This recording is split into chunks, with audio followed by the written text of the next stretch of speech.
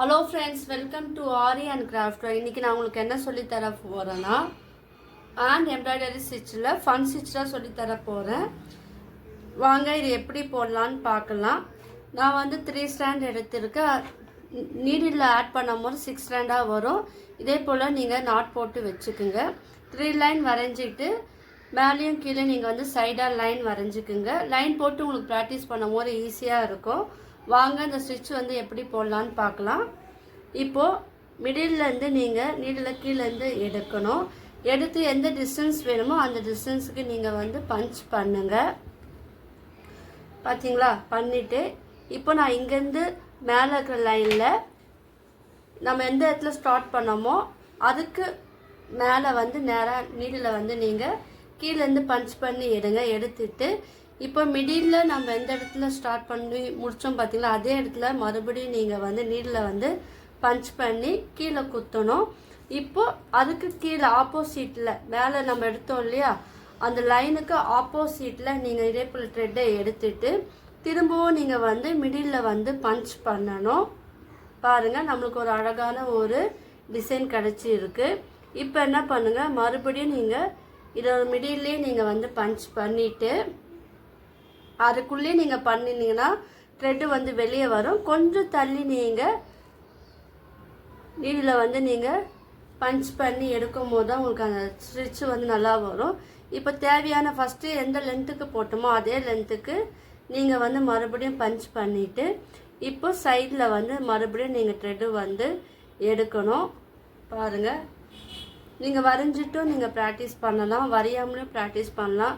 பிகினர்ஸாக இருக்கும்போது நீங்கள் வரைஞ்சிட்டு ப்ராக்டிஸ் பண்ணும்போது உங்களுக்கு இந்த ஸ்டிச்சு வந்து நீட்டாக இருக்கும்.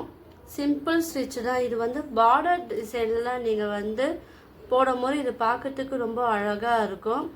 ஸ்லீவ் ஒரு பார்டர் டிசைன், நெக் பார்டர் டிசைன்லாம் வருது இல்லையா, அங்கே வந்து இந்த ஸ்டிச்சு வந்து நீங்கள் ப்ராக்டிஸ் பண்ணுங்கள். த்ரெட்டு வந்து நீங்கள் ப்ளவுஸ் வித் சாரீக்கு ஏற்றாப்புல நீங்கள் ட்ரை பண்ணும்போது உங்களுக்கு வந்து இதோட ஃபினிஷிங் வந்து அழகாக இருக்கும். நீங்கள்லாம் ட்ரை பண்ணி பாருங்கள்.